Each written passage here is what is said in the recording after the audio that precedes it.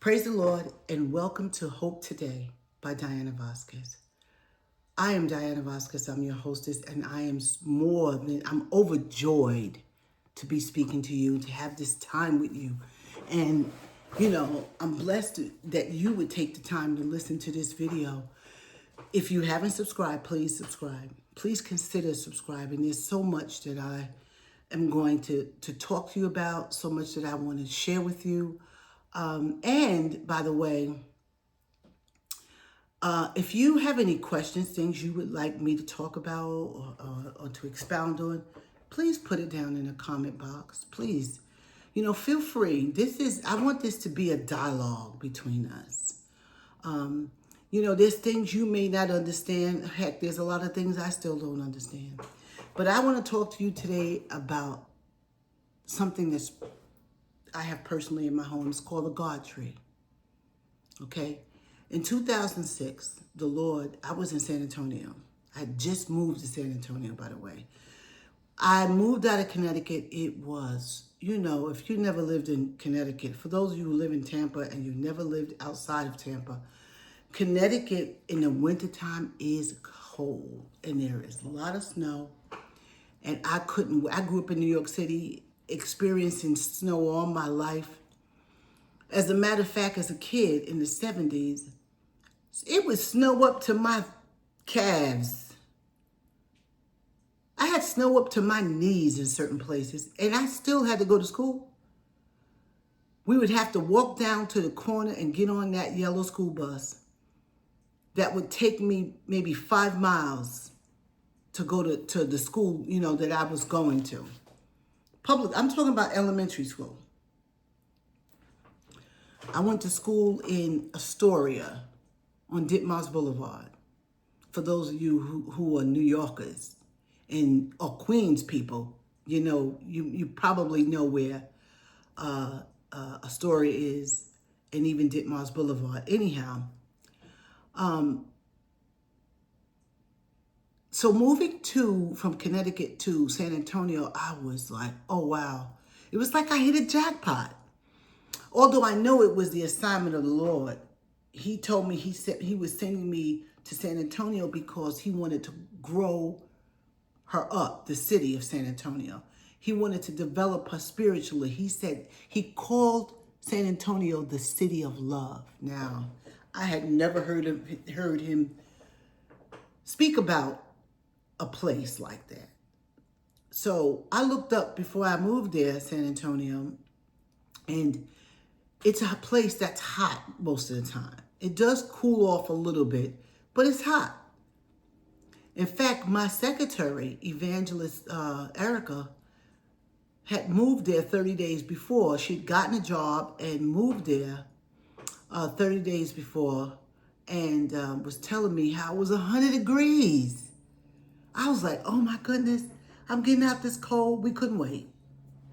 So my team and I moved there in 2006, February 17, 2006, to be precise. I didn't even have a place to move in, but that's how much I trusted God. I got there, found a place the same day, moved in. Nice place. If you ever want to live in a place that's nice, city is nice apartment places, there, move to San Antonio. Anyhow, I get there, it's 20 degrees. I couldn't believe it. It was cold. I was like, somebody lied to me. And then the next day it was cold, and the day after that, but I was still enamored with the city. So while I was there living in this nice development that had Roman columns in it, it was an apartment, and it was reasonably priced. The Lord spoke to me and said, you're going to see something when you're outside, and I want you to buy it. I said, what, Lord? What will it be? He said, you'll know when you see it. So, as anybody does when you move to a new place, your immediate surroundings, you want to see what's there. So my team and I went in the mall, which was across the street. They had an ice skating ring, a little mini mall across the street, and with, stores like Macy's and things like that. So we drove over there And I saw this store and I thought, what kind of store is that? It just seemed, it was a little unusual because it had some of everything in it. So I was drawn to the store. I parked my car, and instead of going in the other stores that I knew, like Ulta and all of that, I decided I'm going to go in this store. But you know that was God drawing me, right? So we go in the store. The moment I opened the door and stepped in the store, I see this huge tree sitting dead center. And I go, oh my God, that's beautiful. And the Lord said, that's it, buy it. So I walked right up to the tree. First thing you do when you're thinking about buying something is you look at that price tag, right? So I bent over, looked at the little brown price tag on it. It said $575. I was like, wow, that's a lot of money for that tree. Then I said, is this tree real? Because it looked like it could be real, but it was not real. Long story short, I said, okay, God. I went right up. I walked around the store a little bit, looked to see if there was any more of them trees. There wasn't. It was only that one. So I told the lady, okay, I want to buy this tree. I didn't know how I was going to get it home because it's a huge tree. I still haven't learned how to edit. Forgive me for that. But on my website, I'm going to put this article about, I'm writing an article right now, and I'm going to put a picture of that tree up so you can see it. It's a beautiful tree. And it is now 19 years later, and I still have that tree. And it still is as beautiful and intact as it was the day I purchased it. I draped some beautiful fairy lights on it.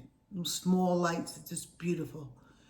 And the picture that I took doesn't do justice to how beautiful this tree is.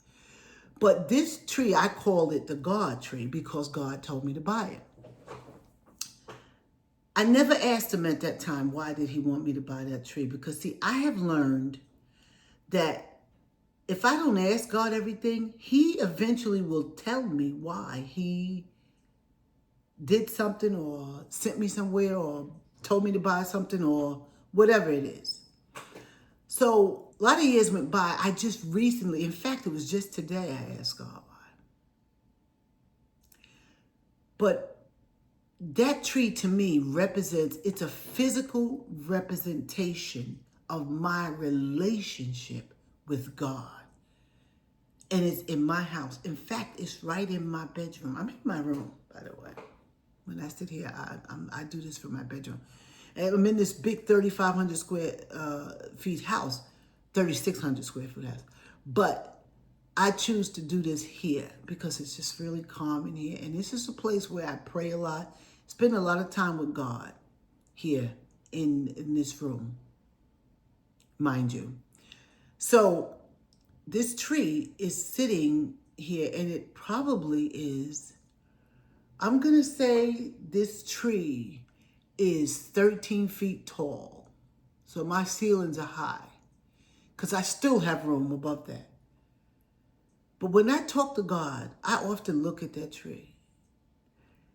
What I want to recommend is that you have something in your house that physically represents the relationship you have with God. So that when people come in your house, they say, oh, she loves God. Either, maybe it's a cross. Maybe it's something else. But especially if God tells you to buy it, buy it. If he leads you or gives you a strong feeling to buy it, buy it. He's got a purpose that you don't understand. You don't know why. But it's the God tree. And I have carried that tree everywhere that I move to. In fact, I would often make sure it's the first thing that goes in the house, out of respect for God. I make sure that tree, when it's wrapped up to go, that it's taken care of. Because when you show God that you love him so much that you'll do what he says, and whatever he gives you, you take care of it,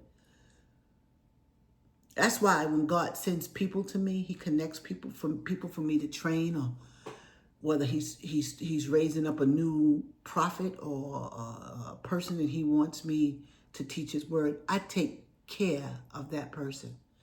I give so much because that God is in love with that person. He died on a cross for that person.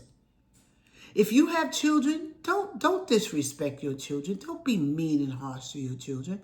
And please don't call them stupid. Don't call them dumb. They're not that.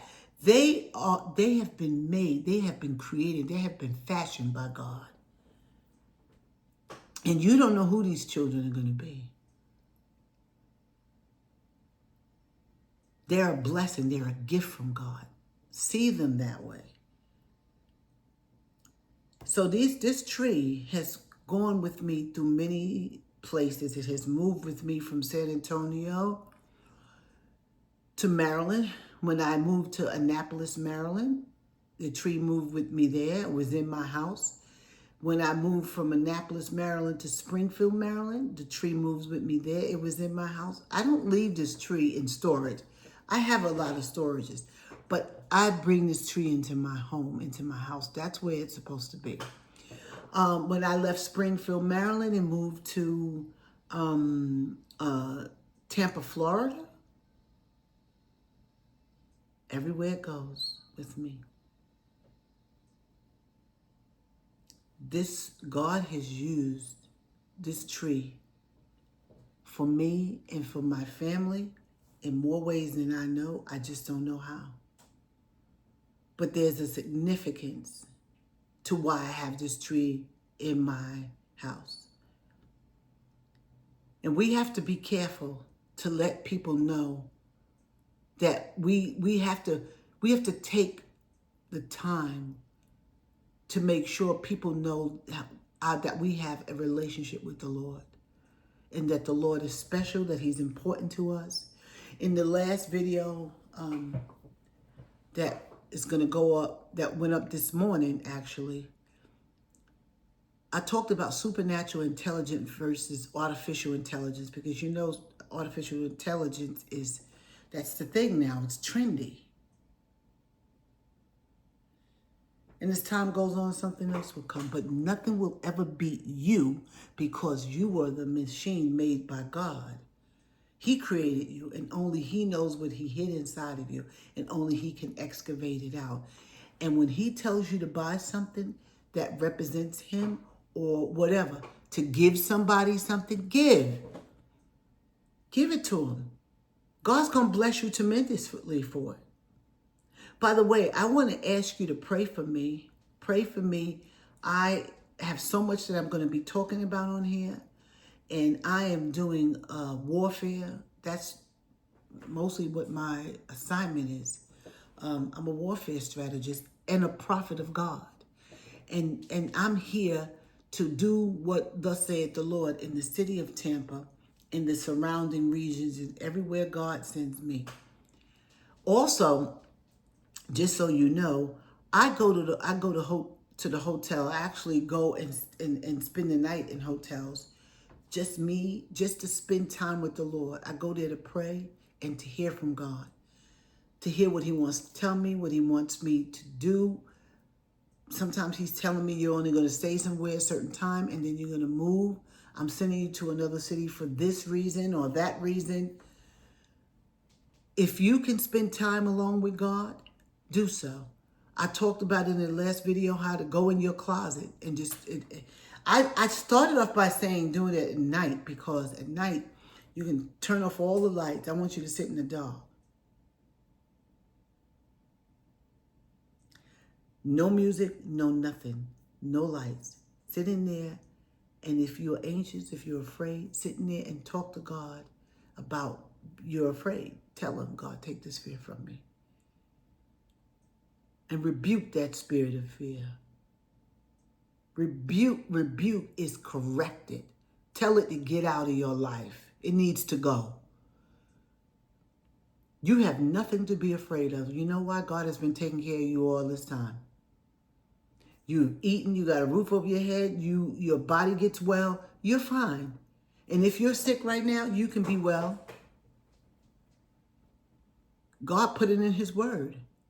He said, I am the Lord which healeth thee. Believe that. Jesus paid for your healing when he died. Accept it. Claim that promise, because God is a promise keeper. He's not going to lie. He's impossible for God to lie. So this God tree that I have in my house, every day, I'm sitting there in my bed at night when I go to sleep and I'm talking to this, I'm talking to God, but looking at the tree. And there's sometimes that tree, the light on it would just illuminate brighter, and I know it's God. He's just awesome. He's just profound. He is prolific. He gives us supernatural wisdom. All you have to do is ask. Ask for wisdom, ask for understanding. Seek him while he may be found. That's what the word says. God would be a lamp unto your feet and a light into your pathway. But you gotta do your part, and that is ask, and that is believe, and that is trust. Listen to me. If you can't trust God, you can't trust nobody. That means even your wife, your kids, and even yourself you can't trust if you can't trust God. Trust the Lord with your heart. The enemy is going to fight you. Anytime you feel like you shouldn't trust God or you need to give up, that's because that's the enemy wanting you to do it. Who else would tell you not to trust God? You are not that smart that you could sit up and counsel your own self. No, you need the counsel of the spirit of counsel and might. You need the spirit of the Lord to live inside of you so that you can sit and tell yourself, please, don't take the world, because the world changes its mind like people change their clothes. The world doesn't know God. If it did, it would stop running after every little thing that they come up with. They come up with all kinds of stuff and then try to tell you to also take it and to implement it in every area of life, such as, AI. I'm not against AI. Trust me. I'm not against it. I'm just trying to tell you that you have supernatural intelligence and you have things that you was created better than anything else on this earth because you was created by God. He has taken his time with you. He's patient with you. He's loving you. He already told you he would not leave you or forsake you. Believe him. Believe you that he's right there right now as you're listening to this video, waiting on you to ask him a question, waiting on you to invite him into a situation, waiting on you to believe and trust him. He'll pick you up and carry you the rest of the way if you need be, because that's what love does. When you're in love with somebody, you will shut out everything else and you can only see them. You can't wait to get in their presence. You can't wait to get home to them. And God is waiting for you to call him, to want to learn from him, to want to know him. He's waiting to inspire you. He's waiting for you to say, show me, Lord. Show me what's those great things you put down in me. Lord, help me with them, with those rebellious children, God. Put everything in God's hand. He's matchless. There's nobody who can outdo God. There's nobody who can outgive God. You need money? He says, I own all the cattle, the gold and silver and the cattle upon 1,000 hills. The gold and silver in Fort Knox belong to God. And if he wants you to have it, he'll get it to you. You just got to trust him. It's not your job, though, to try to figure out how he's going to get it to you. Ask him for ideas. Lord, I'd like to be in business. I believe you made me to be a businessman. What should I do? And then when he tells you something, even if it's not what you thought of, even if you don't know how you're going to do it, go try to start doing it and watch God. He will help you. He will lead you to do things. And when you do them, they will work out, miraculously work out. Because God is in it. And because he created you for that purpose. I have a God tree. Find out what God wants you to get in your house. Find out who he wants you to be connected to. What church he wants you to be connected to. What ministry does he want you? What person does he want you connected to? And please, when he connects you to a place, don't walk off because you don't understand. You don't like something in there, or you don't like something the person did. If he assigns you to a person or a place, stay. You've been assigned. It's not for you to try to figure it out. God bless you. I'm going to try to show you this picture of the God tree. I'm working on that article today, so give me a couple of days. God bless you. Please, if you like this, thumbs up, please. Share it. Watch the videos. Until next time, stay blessed, okay? All right, bye-bye.